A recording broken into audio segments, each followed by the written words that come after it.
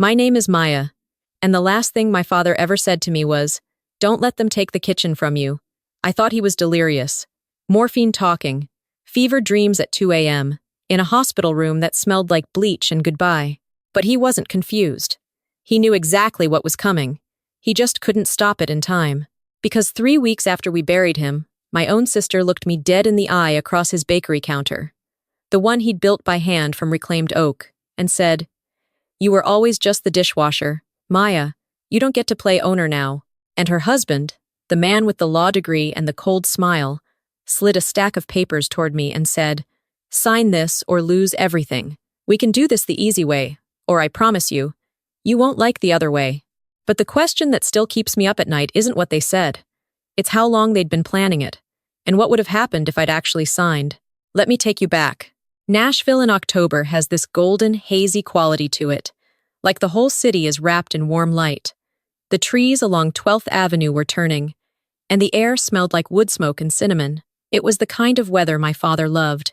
He'd prop open the front door of the bakery and let the breeze carry the scent of fresh sourdough out to the sidewalk. He called it free advertising. Castillo's bread and butter had been open since 1991. My father, Alejandro Castillo, started it with $600 and a recipe book his mother brought from Guadalajara. He built the display case himself, laid the tile floor on his hands and knees over a single weekend. The sign outside, hand-painted in forest green and cream, had been touched up so many times it was more memory than paint. That bakery was his cathedral. I started working there when I was 11, sweeping flour off the floor, stacking trays, learning to fold dough by watching his hands. By 16, I was baking before school. By 20, I had my own recipes on the menu. My conchas outsold everything on Saturdays. Dad used to joke that I'd inherited his hands but my mother's stubbornness. He said it like a compliment. My sister Lauren was different. She never liked the bakery. She liked what it represented. When customers praised Dad's empanadas, Lauren smiled like she'd made them herself. She was 7 years older than me, polished in a way I never was. She married Marcus Whitfield when I was 19, a corporate attorney with pressed shirts and opinions about everything. Marcus talked about the bakery like it was a stock portfolio. "What's the net? What's the overhead? Have you considered franchising?" Dad would nod politely and then, when they left, shake his head and say, "That man counts everything except what matters." When Dad got sick, it was Lauren who organized the family meetings. She flew in from Charlotte, sat us all down in the bakery after hours, and talked about plans. But the plans were never about Dad's treatment or comfort. They were about the business, about transition, about what happens next. I didn't fight her on it. Not then. I was too busy driving Dad to chemo 3 times a week, too busy covering his shifts, too busy trying to keep the ovens running and the rent paid. Lauren visited twice in those 8 months. Both times, she brought Marcus. Both times, they asked about the lease. Dad passed on a Tuesday. Quietly, at home, in the bed he'd shared with our mother before she died 6 years earlier. I was holding his hand. Lauren was on a flight. She landed 4 hours too late. She cried at the funeral, beautifully, the kind of tears that photograph well. I didn't cry at all, not because I wasn't broken, but because I couldn't afford to fall apart. Someone had to open the bakery the next morning. So I did. It was 11 days after the funeral when the letter arrived. Not from a relative. From a law firm in Charlotte, Bennett, Whitfield and Associates, Marcus's firm. The letter stated that, per the recently updated last will and testament of Alejandro Castillo, all business assets, including the bakery, its equipment, lease, and intellectual property, had been transferred to Lauren Castillo Whitfield as the eldest surviving child. I read it 3 times standing in the alley behind the bakery, my apron still dusted with flour. The words didn't change. I called Lauren that night. She answered on the 4th ring, her voice flat and rehearsed. "You got the letter," she said. "Not a question. Lauren, this can't be right. Dad never said anything about changing the will. He told me the bakery was mine.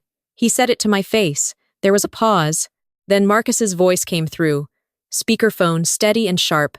"Maya, your father made this decision months ago. We have the documents. They've been notarized, filed, and executed properly. I suggest you don't make this harder than it needs to be." "Let me see the will," I said. "You'll receive a copy through formal channels," Marcus replied. "In the meantime, we'd appreciate it if you continued operating the bakery until we finalize the ownership transfer. Think of yourself as interim management. Interim management. In my father's bakery, the one I had bled for. The following week, Lauren and Marcus flew to Nashville. They didn't call ahead. I was pulling a batch of tres leches from the oven when the front door chimed, and there they were. Lauren in a camel coat, Marcus carrying a leather briefcase. They sat at the corner booth like customers. Like they belonged there. Lauren gestured around the room. "It looks good, Maya. You've kept it running. That's appreciated." I set down the tray. "It's not just running. It's mine." Marcus opened his briefcase. Not according to the law. He placed a thick document on the table. The will. I reached for it, and he put his hand over it. "Before you read this, I want you to understand something. Contesting a will is expensive. Messy. It drags families through mud. Your father wouldn't have wanted that." I pulled the document from under his palm. My hands were steady. The will looked official. Typed.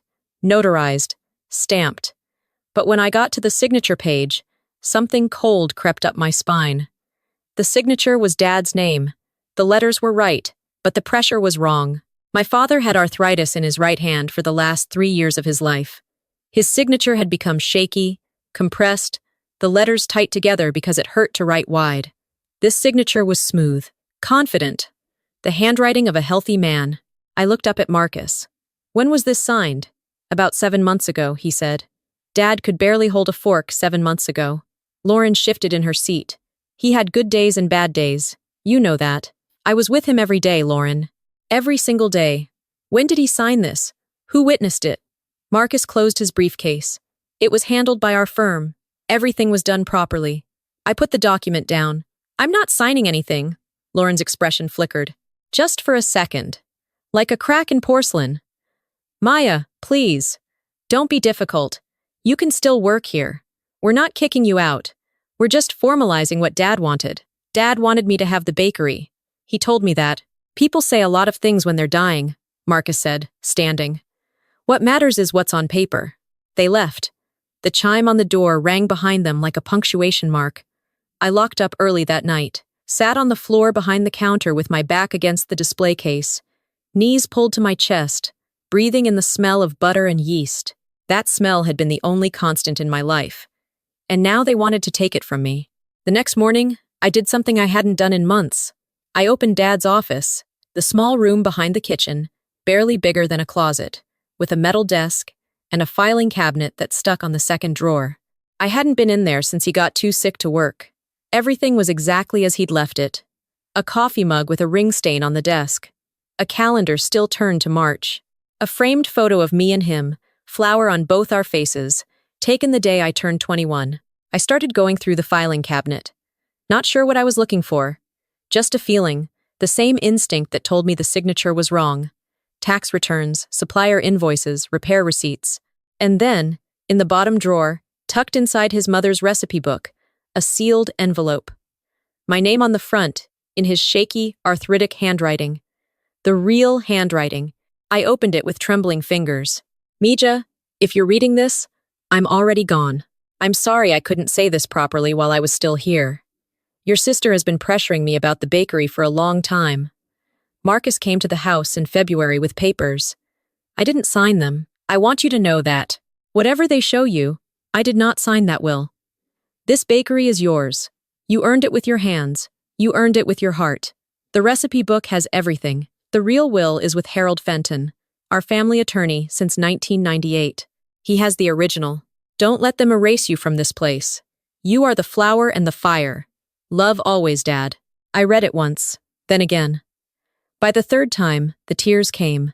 Not loud, just slow and steady, dripping onto the paper, blurring the ink at the edges. He knew what they were planning, and he tried to protect me even when he could barely breathe. I called Harold Fenton that afternoon. He was 72, mostly retired, but his voice sharpened the moment I said my name. "Maya, I've been waiting for your call. Your father came to see me in January, brought the original will, signed and witnessed. He was worried. Said your sister's husband had been showing up at the house. Harold still had everything.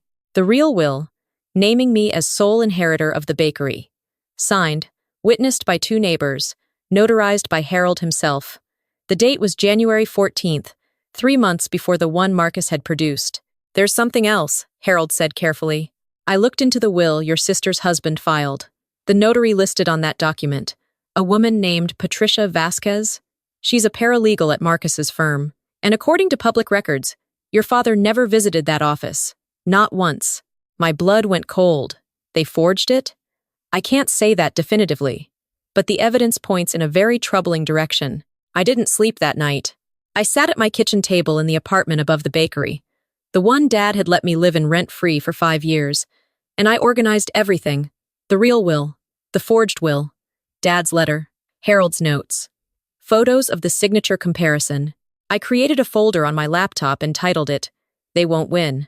3 days later, Marcus escalated. I was closing up the bakery when he walked in alone. No briefcase this time. Just his hands in his coat pockets and a look on his face I hadn't seen before. Not polished. Not calculated. Angry. You talked to Fenton, he said. I didn't deny it. I did. That was a mistake, Maya. Harold Fenton is a senile old man running a one-room office with a fax machine from 1997. No court is going to take his paperwork over mine. He stepped closer. I'm going to give you one more chance. Sign the transfer. Walk away with a small settlement. Keep your dignity. My dignity isn't for sale. His jaw tightened. Then you're going to regret this. He turned and walked out. The door didn't chime this time. He left it open. 2 days later, the health inspector showed up, unannounced. The man walked through every inch of the bakery with a clipboard and a frown, checking temperatures, surfaces, storage. He found nothing wrong, because there was nothing wrong. I kept that kitchen cleaner than an operating room. But the visit itself was a message. Someone had filed a complaint. Anonymous, of course. The following week, our flour supplier called to say they were discontinuing our account. New management decision, they said.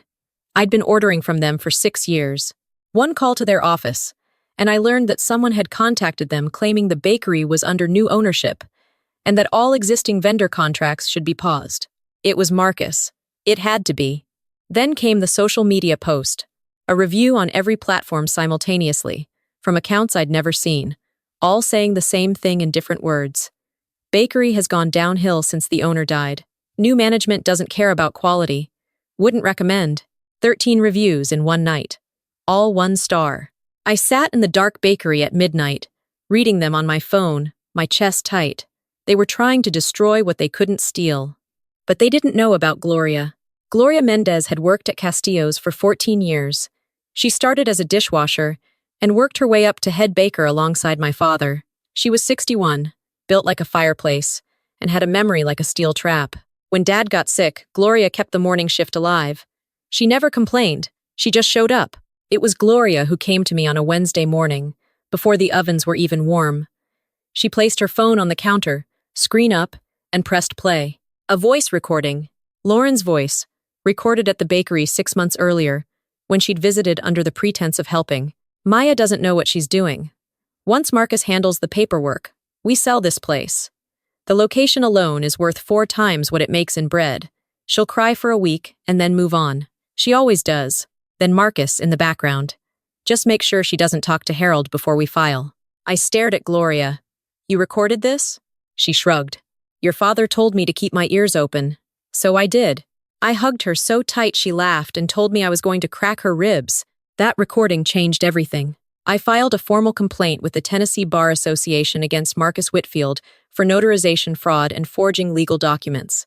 Harold Fenton provided an affidavit. Gloria's recording was submitted as supporting evidence of premeditated intent. Ava Chen, a young attorney from Nashville Legal Aid, took my case pro bono. She was sharp, calm, and relentless. Within 2 weeks, she had subpoenaed the notary records from Marcus's firm, pulled every bank statement related to the bakery, and uncovered something I hadn't expected. Marcus had already begun the process of listing the property for sale.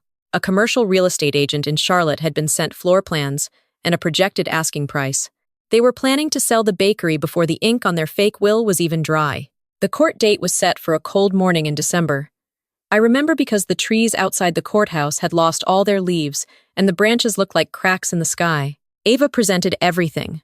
The real will, the forged will, the signature comparison, Harold's testimony, Gloria's recording, the notary fraud, the fake reviews, The vendor sabotage. She was methodical, precise, devastating. Marcus's attorney tried to discredit Harold, called him outdated, unreliable. The judge wasn't impressed.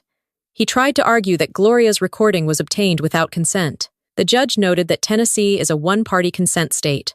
He tried to paint me as an emotional, unstable woman who couldn't accept her father's wishes. Ava played the recording again. She'll cry for a week and then move on. The courtroom was silent. When the judge asked Marcus directly, "Mr. Whitfield, did you file a last will and testament that you knew to be fraudulent?" Marcus leaned into the microphone, paused, and said, "I followed my client's instructions." Lauren flinched. For the first time, she looked scared. Not of the court. Of him. The judge's ruling was devastating. The forged will was declared null and void. The original will, filed by Harold Fenton, was upheld. Full ownership of Castillo's bread and butter was restored to me. Marcus Whitfield was found guilty of civil fraud, forgery, and abuse of notarial authority. He was disbarred, fined $80,000, given a 2-year suspended sentence with the condition that any violation would result in immediate imprisonment. Lauren was found complicit.